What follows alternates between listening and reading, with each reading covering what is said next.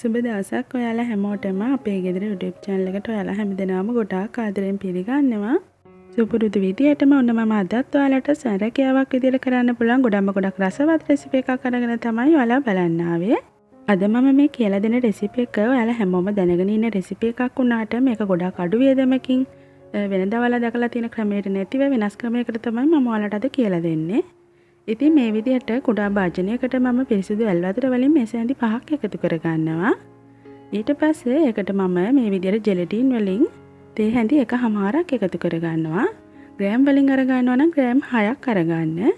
දැන් මේ ජෙලටින් ටික අපි හොඳට මේ විදිහට වතුරේ මිශ්‍ර කර ගන්න ඕනේ. ටික වෙලාවක් මේක පැත්තකින් තියා ගන්න ඕනේ. ජෙලටින් ටික ටිකක් දිය වෙන්න තියන්න ඕනේ අපි. දැන් මේ විදිහට මම සීනි වලින් ග්‍රෑම් 140ක් මෙතන අරගෙන තියෙනවා. ඒකට මම හොඳටම නටන උණු වතුර වලින් මේ වගේ මෙෂරින් කප් එකකින් එකක් එකතු කරගන්නවා. මිලිලීටර් ප්‍රමාණ වලින් කියනවා නම් මිලිලීටර් 250ක් අරගන්න. මේ අරගන්න උණු වතුර හොඳටම නටන උණු වතුර අරගන්න. මම මෙතන අරගෙන තියෙනවා තද කහ වර්ණය සහ අන්නාසි රසකාරකය. ඔයාට මේ දේවල් කේක් බඩු කඩේකින් වගේ ෂොප් එකකින් අරගන්න පුළුවන්. දැන් මම තද කහ වර්ණයෙන් මේ වගේ ලිඩ් එකෙන් භාගයක් මේකට කලරින් එකතු කරගන්නවා. පස්සේ අපිට පාට මදි නම් තව පොඩි ප්‍රමාණයක් එකතු කරගන්න පුළුවන්. නමුත් මුලදී ඔයා එක සැරේට වැඩිපුර එකතු කරන්න එපා.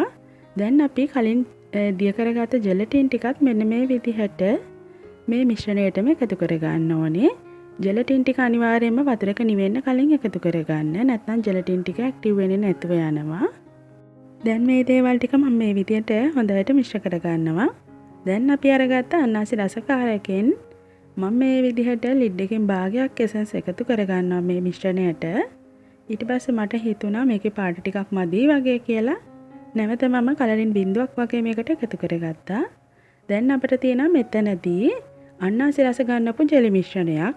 දැන් අපි මේ විදිහට සාමාන්‍ය ටිකක් හතරස් භාජනයක් වගේ මේ වැඩේට පාවිච්චි කරන්න. පෙරලා මම දැන් මේ මිශ්‍රණය මේ භාජනයට එකතු කරගන්නවා.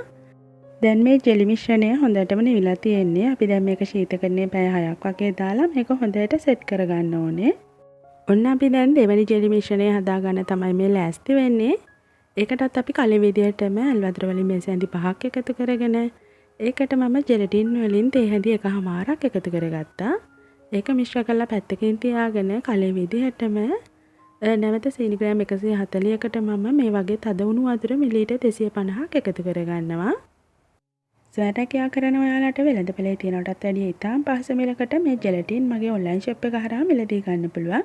තිරේ දිස්සන නම්බර් එකට WhatsApp මැසේජ් එකක් දාන්න.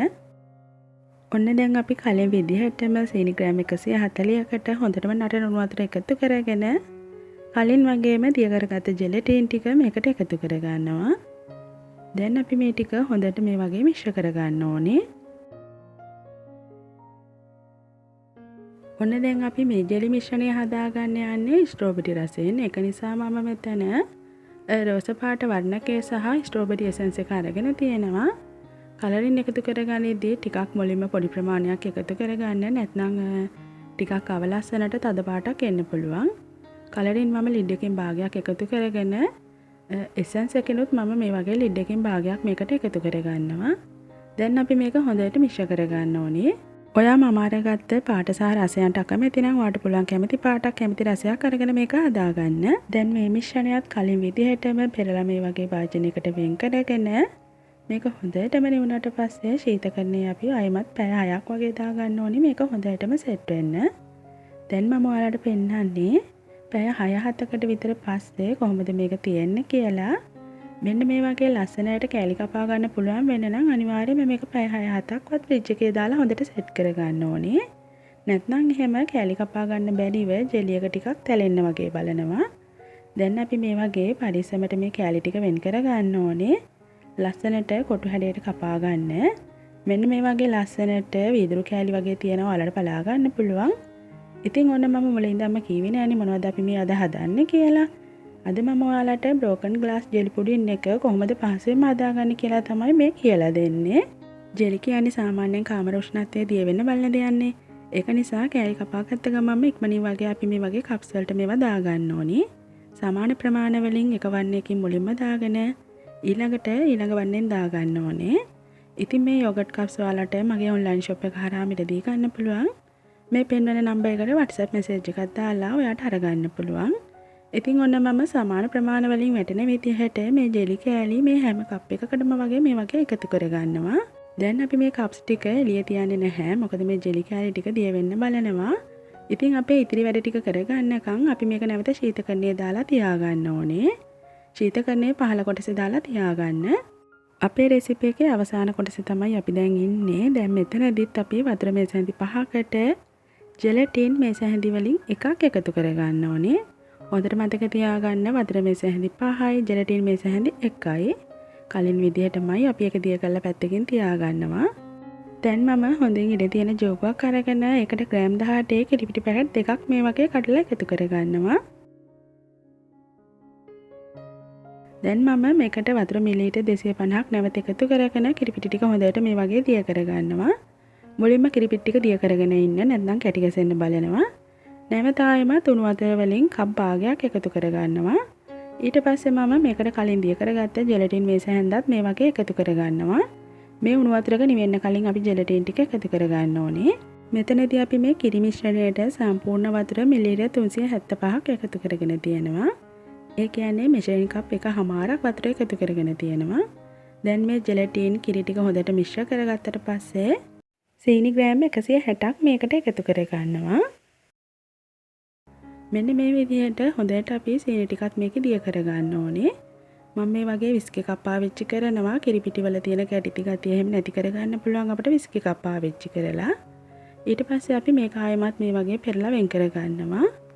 ඔන්න දැන් තමයි ඔයා ගොඩක්ම සැලකිලිමත් වෙන්න ඕනේ. මේ වීඩියෝ එක විනාඩි කිහිපයකට සීමා වුණාට ඔයා මේ කිරි එක හොඳට මැල් වතුර වගේ නිවා ගන්න ඕනේ. හොඳට මතක තියාගන්න එන්නේ කිරි එක හොඳටම නිවුණාට පස්සේ අපි කලින් ෆ්‍රිජ් එකට දාගත්ත ජෙලි කෑලි තියෙන කප්ස් ටික තියෙන්නේ. අන්නේ කප්ස් වලට අපි මෙන්න මේ වගේ මේ කිරි එක එකතු කරගන්න ඕනේ. මෙන්න මේ වගේ කප් එකේ අර උඩ තියෙන ධාරි මට්ටමට වගේ වෙනකන් අපි මේ කිරි එකතු කරගන්න ඕනේ. ඉතින් ඔයා මතක තියාගන්න මේ කිරි එකේ පොඩ්ඩක් හරි රස්නේ ගතියක් තිබුණොත් ඉන්නේ එහෙම මේ ජෙලි කෑලි ටික ඉක්මනටම දිය වෙනවා. ඒ වගේම ඔයාට මේ ලස්සනට මේ පුඩින් එක හදාගන්න බැරි වෙනවා. ඉතින් ඔන්න අවසානයේදී මට කප් 3ක වගේ ජෙලි ප්‍රමාණයක් ඉතිරි වුණා. ඒක අපිට පුළුවන් ඊළඟ වතාවේදී පුඩින් හදනකොට ඒක අරගන්න. එහෙමත් නැත්නම් මෙන්න මේ වගේ අඩුපාඩු තියෙන කප්ස් තියෙනවා නම් ඒවටත් පොඩි කෑලි ප්‍රමාණයක් එකතු කරගන්න පුළුවන්. දැන් අපි හදාගත්ත මේ පුඩින් කප්ස් ටික ශීතකරණයේ පැය 6ක් 7ක් වගේ දාලා හොඳට සෙට් කරගන්න ඕනේ. ඔන්න අපි බලමු මේක සෙට් කරගත්තට පස්සේ පෙනුම කොහොමද කියලා. මේ බලන්න ගොඩක් ලස්සන රසවත් පෙනුමක් තියෙනවා. ඔයාලට බලා ගන්න පුළුවන්. ඔන්න දැන් ඔයාලට වෙළඳපොළ ඉහළ මිලකට විකිනෙන ජෙලි පවුඩර් එක අරගන්නේ නැතුව විවිධ රසවලින් විවිධ වර්ණයන්ගෙන් මෙන්න මේ විදිහට බ්‍රෝකන් ග්ලාස් ජෙලි පුඩින් එක හදලා ඔයාලට ස්වයංරැකියාවක් ආරම්භ කරන්න පුළුවන්. ඉතින් මම හිතනවා මම දැන් මෙතනදී මම තෝරගත්තේ මම කැමති පාටක් සහ කැමති රසයක් වුණාට ඔයාලට පුළුවන් විවිධ වර්ණ විවිධ රසයන්ගෙන් මේ විදිහට ජෙලි කෑලි හදලා මෙන්න මේ වගේ බ්‍රෝකන් ග්ලාස් ජෙලි පුඩින් එක හදාගන්න. මෙතනදී මම කිරිපිටි අරගත්තේ හැමෝගෙම පහසුව ගැන හිතලා. ඉතින් ඔයාලට පුළුවන් ෆ්‍රෙෂ් මිල්ක් උනත් මේ වැඩේට පාවිච්චි කරන්න. අපි මේ හදාගත්ත පුඩින් එක ශීතකරණයේ සති 2ක් තියාගන්න පුළුවන්. මෙන්න මේ වගේ ලිඩ් එකකින් වහලා ඔයාට පුළුවන් ගැලපෙන ලේබල් එකක් ස්ටිකර් එකක් ඩිසයින් කරලා මේක වෙළඳපොළට නිකුත් කරලා පුංචි වැඩ සැලකියාවක් ආරම්භ කරන්න. ඉතින් මම හිතනවා අද දවසේ මගේ වීඩියෝ එකෙන් ඔයාලට යම්කිසි දැනුමක් ලැබෙන්න ඇති කියලා. ආයෙමත් දවසක මේ වගේ වටින වීඩියෝ එකකින් මුණ ගැහෙනකම් ඔයාලා හැමෝටම සුබ දවසක්.